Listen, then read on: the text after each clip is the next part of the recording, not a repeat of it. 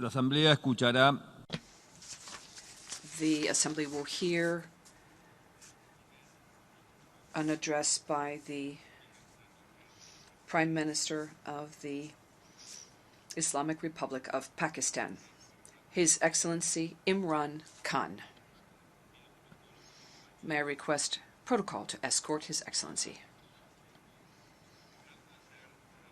I have great pleasure in welcoming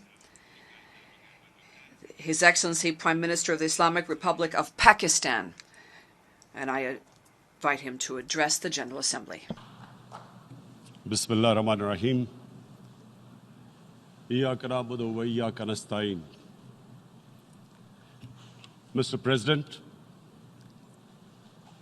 Honorable Secretary General, Excellencies, ladies and gentlemen, I feel honored today to represent my country at this forum of world leaders, where we have a chance to discuss problems that the world is facing.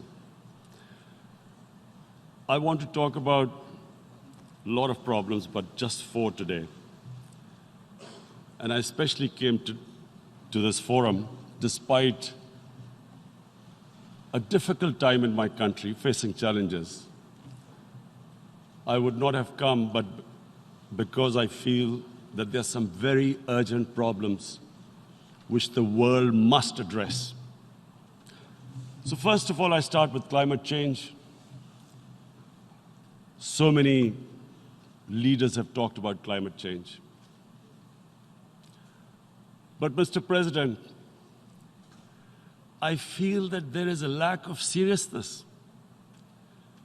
Perhaps world leaders some of the leaders who can do a lot, do not realize the urgency of the situation.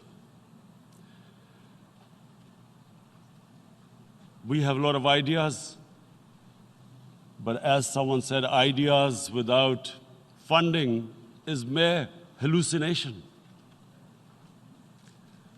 Pakistan, I'll give you start with my own country. Our country is amongst the top 10 nations in the world which are most affected by climate change. We depend upon our rivers. We are mainly an agricultural country. And 80% of the water in our rivers comes from our glaciers. The glaciers, not just on the Pakistani side, even India. The 80% of the water in Ganges and the Indian rivers also comes from the glaciers, from the Himalayan glaciers, Karakoram, Hindu Kush. And these glaciers are melting at quite a rapid pace. We detected already 5,000 glacial lakes in our mountains. And if this keeps going, if nothing is done, we are scared that humans are facing a huge catastrophe. In my country, when my party came to power in the province of KP, we planted 1 billion trees in 5 years. Now we've set ourselves a target of 10 billion trees in Pakistan. Idea being to counter the effects of global warming. But one country cannot do anything. This has to be a combined effort of the world. My optimism comes from the fact that humans, the Almighty has endowed humans with great powers. We can do anything, provided our survival instinct is stirred up. And this is really what I hope that the United Nations will take a lead in this.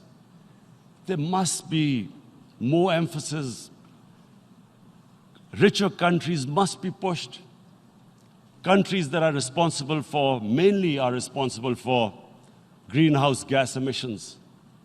They must be pushed because our country contributes minuscule amount to greenhouse gases.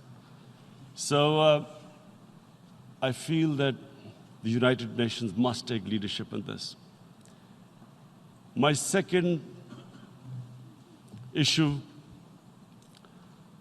for me right now is even more critical. Mr. President, every year, billions of dollars leave the poorer countries and go towards rich countries. Billions of dollars siphoned off by the ruling elites of the developing world. And they find their way into Western bank accounts, offshore accounts, tax havens, expensive properties hidden behind companies bought in Western capitals. Mr. President, this is devastating the developing world. This is causing more poverty, debts. It's impoverishing the developing world. The difference between rich and poor countries is growing because of this. Money laundering, which happens because money leaves the poorer countries into rich countries, is not treated the same as, for instance, money from drugs or terror financing. The seriousness which terror financing and money from drugs, the way it is treated, it's not the same. The way the poor countries are being plundered by their elites. It's not happening. In my country, when I took charge of our government a year back, in the 10 years preceding that, our total debt went up 4 times.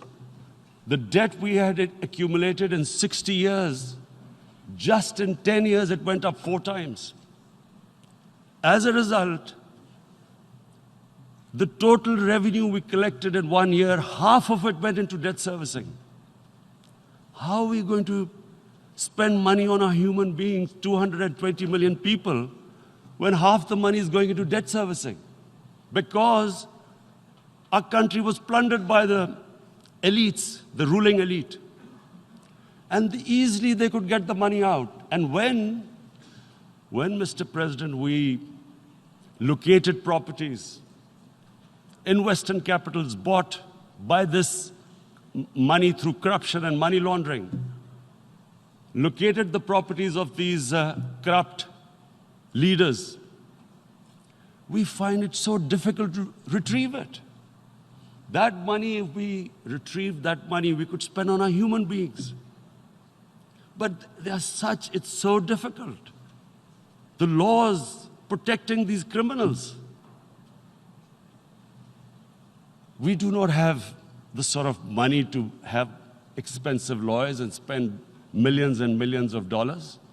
We need help from the rich countries. And Mr. President, it's critical. The rich countries must show political will. They cannot allow this to happen. How can the poor countries spend money on human development, which the United Nations asks, SDG? How are we going to do it when this money can easily leave our countries? So, unless the rich countries intend to build walls to stop economic refugees coming as we see right now, they must take action. They must take action now. It must be a deterrent. Corrupt ruling elites should not be able to take money out easily and park it into foreign bank accounts and into these properties abroad. And I never understand why. Why do we have these tax havens? Why is this allowed? Why shouldn't rich people pay taxes? Why is it legal to have these tax havens where you have these secret accounts? Because, the world is changing. The population of the world is growing. Sooner or later, you're going to have a crisis if the poor get poorer and the rich get richer. There is going to be a crisis sooner or later. So this is my second point. I hope that the United Nations takes a lead in this. It involves the IMF, the World Bank, Asian Development Bank. They must find a way of stopping this plunder of the developing world. My third point. My third point is Islamophobia. There are 1.3 billion Muslims in this world. There are millions of Muslims living in other countries, European countries, in the US, as minorities. Islamophobia, since 9/11, has grown at a pace where it is alarming. Human communities live together.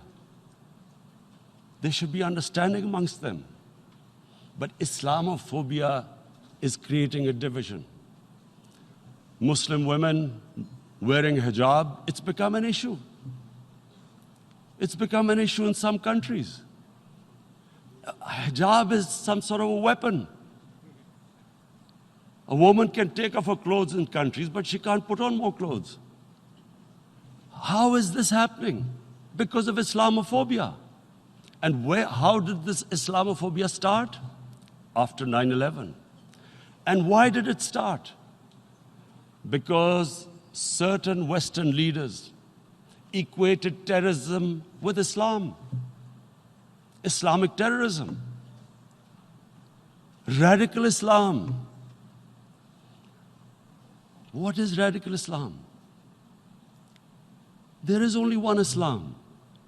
And that is the Islam we follow of Prophet Muhammad sallallahu alaihi wasallam. There is no other Islam. Radical Islam, Islamic terrorism, what message did they send to people in the West? And why is there Islamophobia? How is a person in New York, in the Midwest, in the US, in European capital, how is he going to distinguish between who is a moderate Muslim and who's a radical Muslim? Because terrorism has nothing to do with any religion. This Islamic terrorism, Islamic radicalism, and sadly used by leaders, this has been the main reason for this Islamophobia. And it has caused pain amongst Muslims. We in Muslim countries watch this Islamophobia traveling abroad, and it's getting worse. And may I just say, Mr. President, that in European countries, it is marginalizing Muslim communities. And we all know that marginalization leads to radicalization. Some of the people who ended up as militants in Syria and other places were from marginalized Muslim communities. And my point here is that we must address this issue. I'm sad to say that we Muslim leaders have not addressed this issue either. After 9/11, when this thing came about war against radical Islam, rather than Muslim leaders trying to explain to the West that there is no such thing as radical Islam, in all human communities, they are radicals. They're liberals and rest are moderate. All human communities, Christians, Jews, everyone has it. But Islam is not radical, neither Judaism, neither Christianity, neither Hinduism. No religion preaches radicalism. The basis of all religion is compassion and justice, which differentiates us from the animal kingdom. But unfortunately, the Muslim leadership was so scared of being called radical Islam that all of them became moderates. In Pakistan, we were in the eye of the storm, and our government coined a phrase called enlightened moderation. No one knows what it meant, but everyone started putting on Western suits that they were moderates, started speaking. Even those who didn't know English would speak English because they were moderates. No one had a clue what it was. Because we, in the Muslim world, did not explain to the West that there is no such thing as radical Islam. One of the reasons why after 9/11, Islam was supposed to be equated with terrorism was suicide attacks.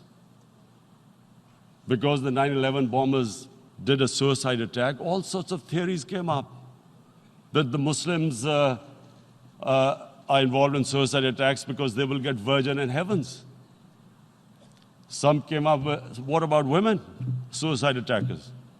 So this bizarre thing happened. No one explained. Suicide attacks and Islam were equated. No one did research that before 9/11, the majority of suicide attacks in the world were by Tamil Tigers, who were Hindus. No one blamed Hinduism, and quite rightly. What has Hinduism got to do with what desperate people were doing in Sri Lanka? We all know we've seen films about Japanese kamikaze pilots at the end of the Second World War doing suicide attacks. No one blamed the religion. But here we were trying to prove we were moderates and not explaining to the West. But the most important thing I wanted to say here today, in explaining this Islamophobia, Mr. President, and I feel it's very important because I've spent, because of I played professional sport in England, I spent a lot of time there, so I know how the Western mind works and how West views religion. So where the misunderstanding about Islam came. And one of the reasons it caused Islamophobia. That was, in 1989, this book was published, maligning, insulting, ridiculing our Prophet Muhammad sallallahu alaihi wasallam. And there was a reaction in the Muslim world. The West couldn't understand what was the problem. Because in the West, because I have spent so much time in the West, religion is perceived completely differently. They don't look upon religion like we do. And so, Islam was supposed to be an intolerant religion. It was against freedom of expression. And Islam took a real beating 30 years ago. I still remember it became a watershed. And every 2 or 3 years, someone would malign our Prophet, peace be upon him. There would be a reaction by the Muslims. And again, it was Islam, an intolerant religion. Again, this time, I blame a certain section of the people in the West who deliberately provoked this, knowing the impact it would have. But the majority of the people in the West didn't understand. This is where, again, Muslim leadership let the Muslims down. We should have explained to them what our Prophet, peace be upon him, means to us. So in 1 minute, I'll try and explain what he means to us. Our Prophet was the witness to the divine book, the Holy Quran. The Holy Quran is the book of guidance for Muslims, and the Prophet's life was living the Quran. He was an example of what the Quran guided us to be. So he is the ideal we all try to get to. The Prophet created the state of Medina, the first state in Islam. That state was the basis of a Muslim civilization which became the predominant civilization for the next 700 years. And what was that state? I hear such strange things about Islam, that it is against women, it's against minorities. The first state of Islam in Medina, it was the first time a welfare state was set up.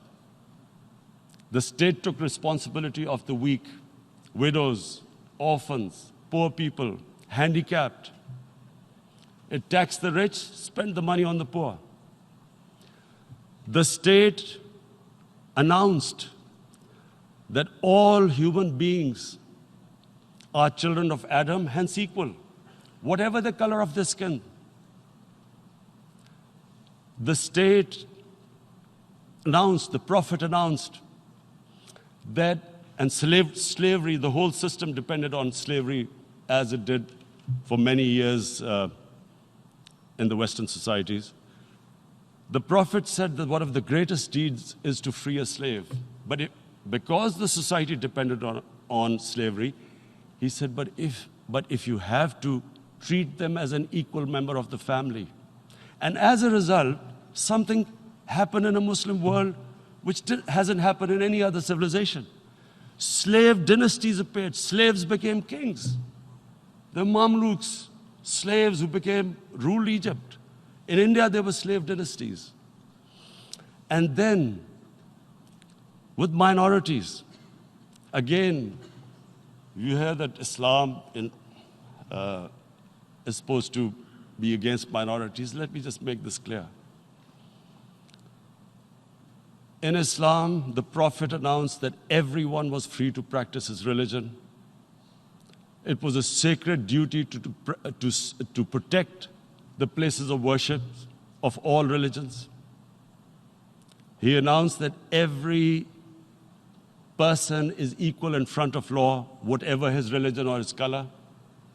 And this incredible case, and I always quote this, that the fourth Khalifa, the head of state of Medina, he lost a court case against a Jewish citizen.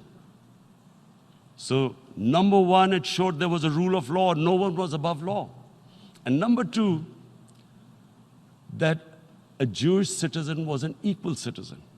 So, Mr. President, when a Muslim society is unjust to its minorities, it is going against the religion of Islam and our Prophet, peace be upon him. So, it is important to understand this. The Prophet lives in our hearts. When he's ridiculed, when he's insulted, it hurts. As we human beings understand one thing, the pain of the heart is far, far, far more hurtful than physical pain. And that's why the Muslims react. And I always thought that if I ever had the stage, I would try and explain this to the world community, especially to the Western community, because having lived in the Western community, people didn't understand this. When I first went as a teenager to England, there was a comedy film on Jesus Christ. It's unthinkable in Muslim societies. So we need to explain that, look, in a human community, we must be sensitive to what causes pain to other human beings. We have, in the Western society, and quite rightly, the Holocaust is treated with sensitivity because it gives the Jewish community pain. That's all we ask. That do not use freedom of speech to cause us pain by insulting our holy prophet. That's all we want. And now, the number fourth point, Mr. President, and this is the most critical point, is the reason why I especially came here. It is about what is happening in Kashmir. Before I go on this, I want to make one thing clear, that when we came to power, my first priority was that Pakistan would be a country which will try its best to bring peace. We had been through this war on terror. We joined the United States war on terror after 2001. And Pakistan went through one of its worst periods where 70,000 Pakistanis died and over 150 billion was lost to our economy.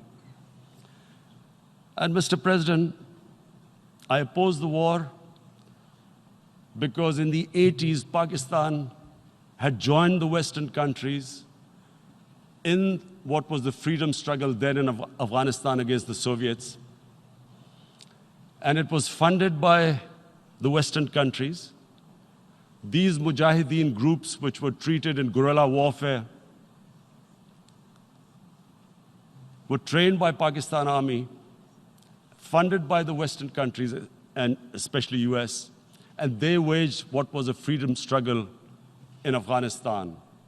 The Soviets called them terrorists. We called them freedom fighters. 1989, the Soviets retreated. The Americans packed up and left. Pakistan was left with these groups. Come 9/11, Pakistan joined the United States in this war on terror. And now our government was supposed to, the reason why I opposed joining this war, because here we had indoctrinated them in jihad, meaning freedom struggle against foreign occupation. Now, because we had joined the US, and the US had occupied Afghanistan, now we were supposed to tell them that, no, this is not freedom struggle and jihad, it's terrorism. So that's why I tried to tell then government that, stay neutral because you will have leverage over them. You will be able to control them. But if you join them, you become collaborators and they will attack you, which is what happened. They turned against us. We went through a nightmare. 70,000 people killed in a war we had nothing to do with. No Pakistani was involved in 9/11. Taliban were in Afghanistan. Al-Qaeda was in Afghanistan. What had we to do with it? 70,000 Pakistanis died. So when we came to power, we decided that we would dismantle what was left of these groups.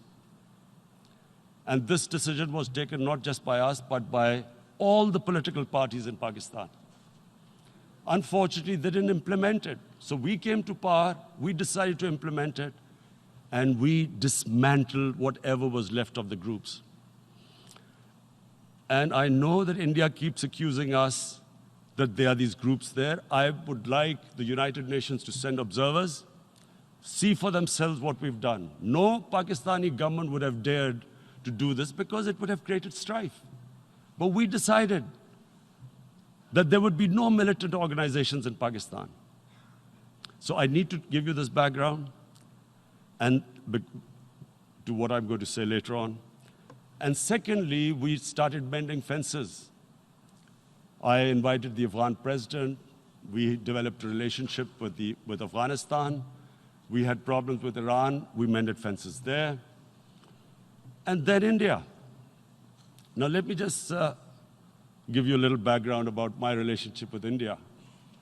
Because of cricket, and cricket being it's a passion in the subcontinent, I had great following in India.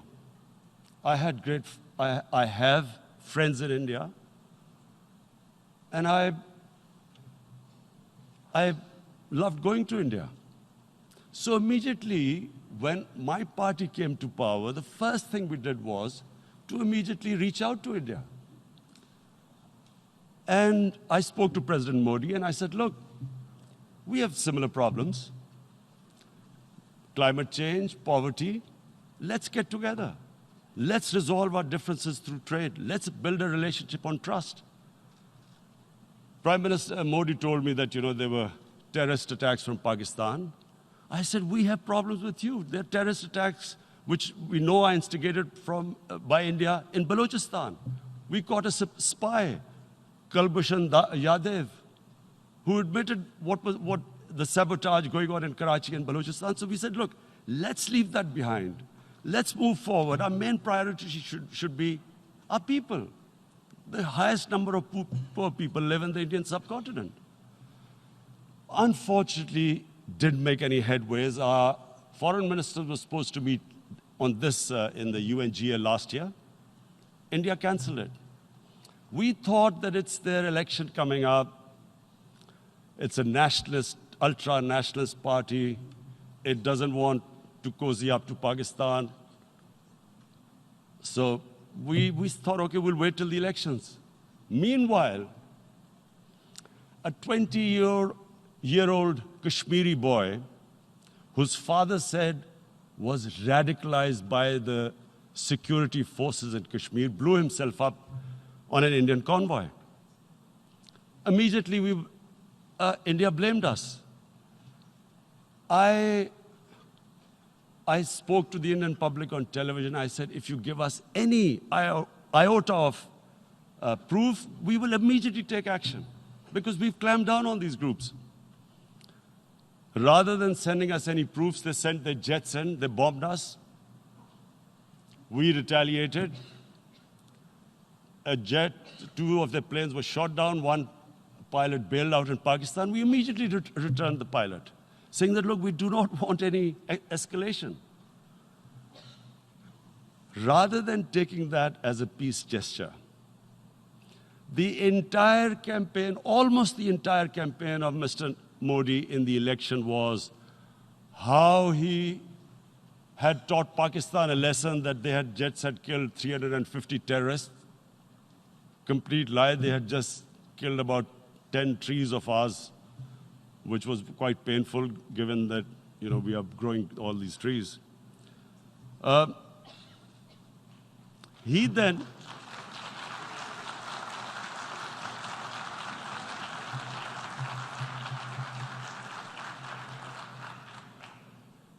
the election campaign, Mr. Modi used words like, this is just a trailer, the movie is about to start. I went into Pakistan and taught them a lesson. This was the election campaign. Okay, so we thought, us politicians make all these statements to win elections. So, okay, after elections, we'll get back to our normal relationship. Well, the moment the elections ended, we approached India, no response, but then we discovered they were trying to push us in the FATF blacklist to bankrupt us. That's when we realized there was an agenda. And that agenda became obvious on the 5th August when India went against 11 United Nations Security Council resolutions, which say that Kashmir is a disputed territory and the people of Kashmir have the right of self-determination. They went against that. They went against Simla Accord, which is about bilateral, sorting out our differences through bilateral means, went against that. They actually went against the Indian Constitution. Illegally, they revoked Article 370, which gave Kashmir the special status. They got an extra 180,000 troops there. Total number of security forces in Kashmir now are 900,000. And they put 8 million people of Kashmir under curfew.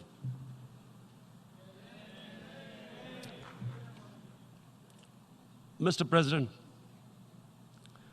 now I just briefly want to make the people understand, how can anyone do something like this? And for that, I have to explain to you what is RSS. RSS, Mr. Narendra Modi is a life member of RSS. RSS was an organization that was inspired by Adolf Hitler and Mussolini, came about in 1925. They believed in racial purity, racial superiority.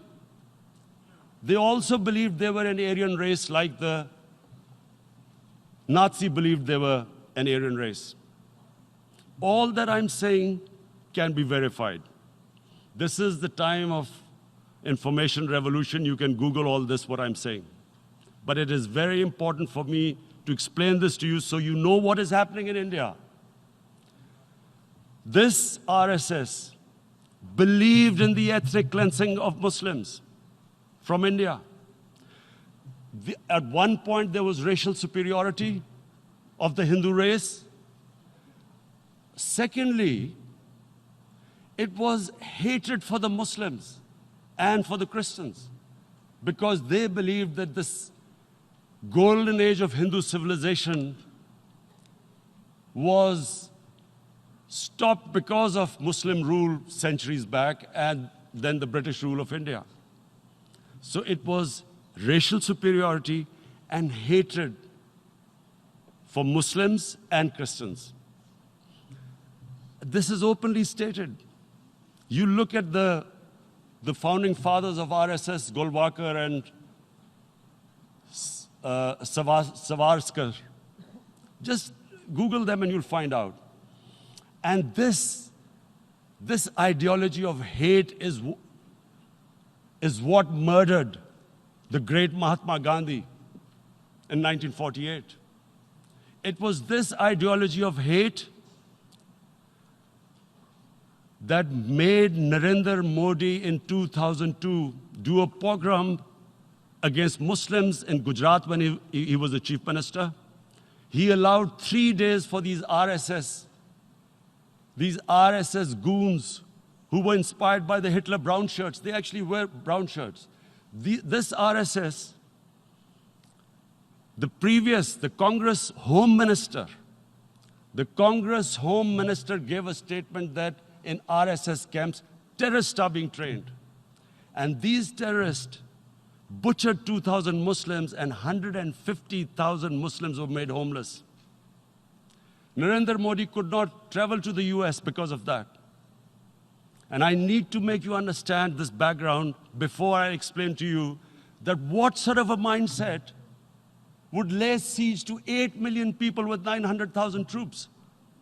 Women, children, sick people, locked in as animals.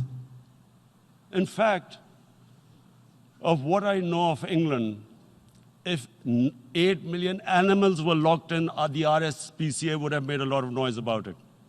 These are human beings.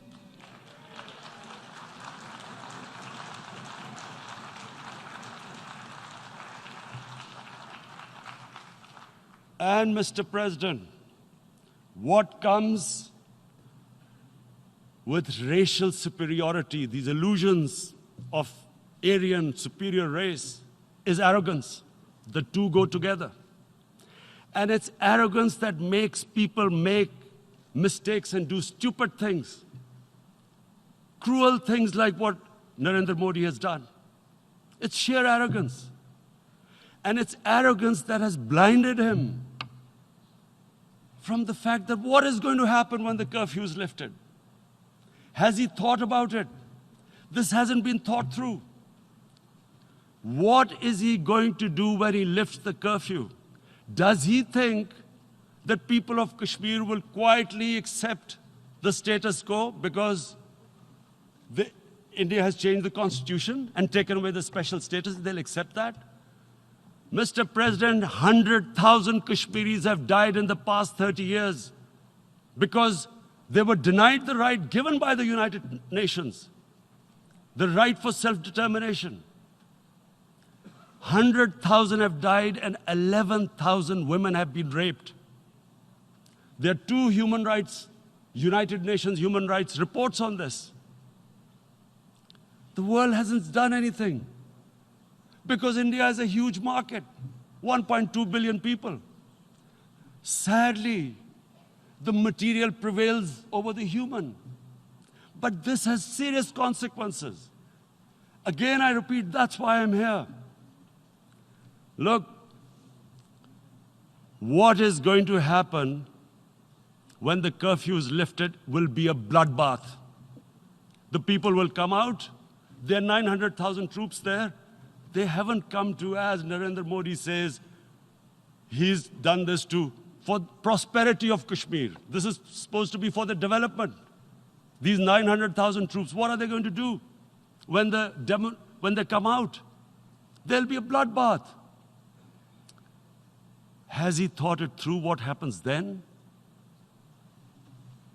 Mr. President, has anyone thought that what happens when there is a bloodbath? What do you think the impact will have on people of Kashmir? What do you think they will think? The way they have been boxed in their houses, treated like worse than animals, no rights. Thousands of all the political leadership has been arrested, taken out of Kashmir. Even those Kashmiri leaders who were pro-India have been taken out. 13,000 boys have been picked up and taken to God knows which destinations. So what do they think? What will the people of Kashmir do when they lift the curfew? They will be out in the streets. And what will these soldiers do? They will shoot them. They've already used pellet guns, blinded young boys. In the last 6 years, the 5 years, the oppression that has gone on in Kashmir. And so, Kashmiris will be further radicalized. Mr. President, there will be another Pulwama. And guess what? India will blame us. They're already blaming us. They're saying all this is happening because of Pakistan. One of their defense ministers said, there are 500 terrorists lined up on the border to go in. Why would Pakistan send 500 terrorists when there are 900,000 troops? What impact are they going to make? What will they do? And why would? Don't we know that the moment there is some terrorist attack, all that will happen is there'll be further cruelty and oppression of the people of Kashmir. We will just give the 900,000 troops to further crush the people of Kashmir. And then we'll give the Indian government an excuse that, look, Pakistan is a terrorist state, and this mantra that has gone on, Islamic terrorism.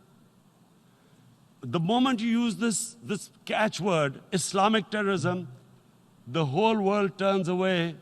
No one talks about human rights. You can do whatever you want, which is what has happened in Kashmir, because they keep using this word, Islamic terrorism. And this is what they're doing right now. What do we benefit from further increasing the cruelty on the people of Kashmir? And why would we want this? But there is no other narrative left for India. As when they lift the curfew, whatever happens, Pakistan will be blamed, and there is always a danger of another Pulwama. They might come and bomb us again, and then another cycle might start. And what does Narendra Modi think? That 180 million Muslims of India are thinking right now. Aren't they watching these Kashmiris stuck inside for 55 days they've been stuck in? Aren't they watching? What do you think? Don't you think that the Muslims will be radicalized in India? And I'm talking about 180 million people. And when they get radicalized, there will be some incident in India somewhere down the line. Again, we will be blamed. And I'm warning you right now, again, we will be blamed. And Mr. President, what about 1.3 billion Muslims who are watching this? And they know that it is only happening in Kashmir because they're Kashmiri Muslims. This is not happening to Kashmiri Hindus. They know that this is happening because of their religion. So what do you think they will be thinking? What do you think the Jewish community would think if they were, forget 8,000 Jews stuck like this? What do you think Europeans would think? What do we think? I mean, any human community, if their members are stuck like that, what do you think they will think? Are we a children of a lesser God? Is it not going to cause us pain? And then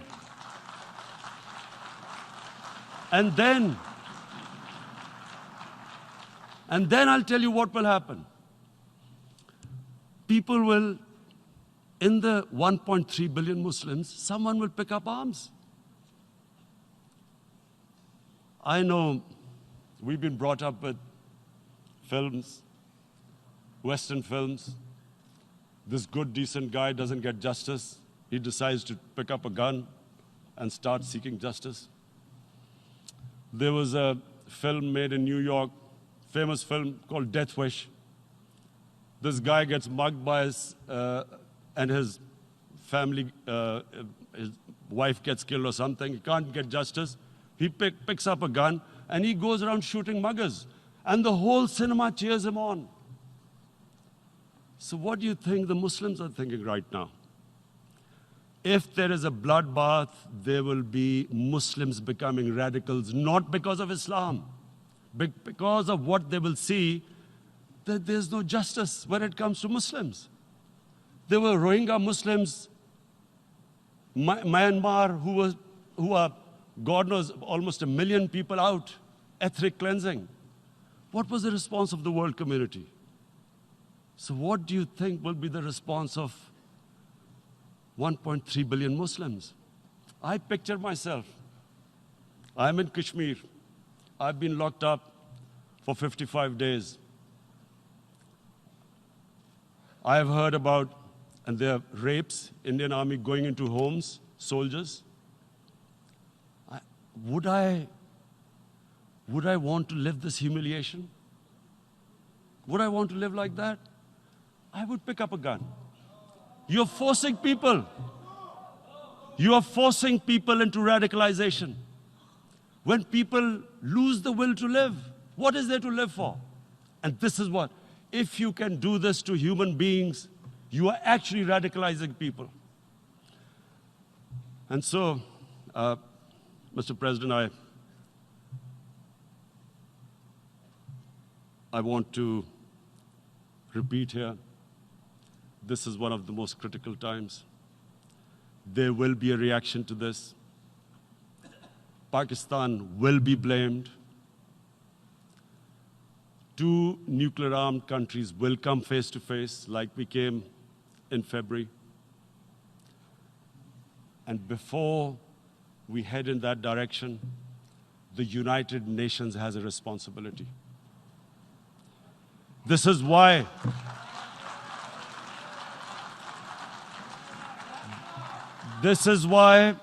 the United Nations came into being in 1945. You were supposed to stop this happening. I feel we are back to 1939, Munich. Czechoslovakia has been taken, annexed. What is the world community going to do? Is it going to appease a market of 1.2 billion, or is it going to stand up for justice and humanity?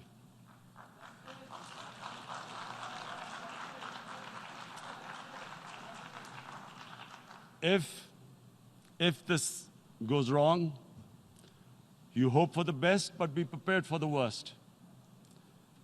If a conventional war starts between the 2 countries,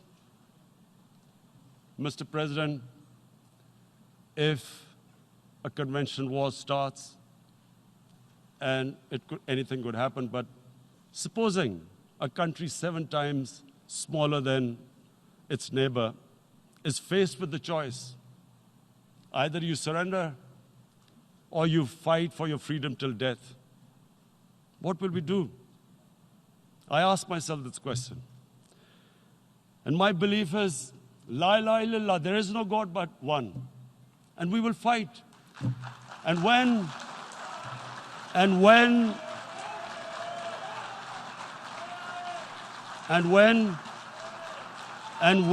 a nuclear-armed country fights to the end, it will have consequences far beyond the borders.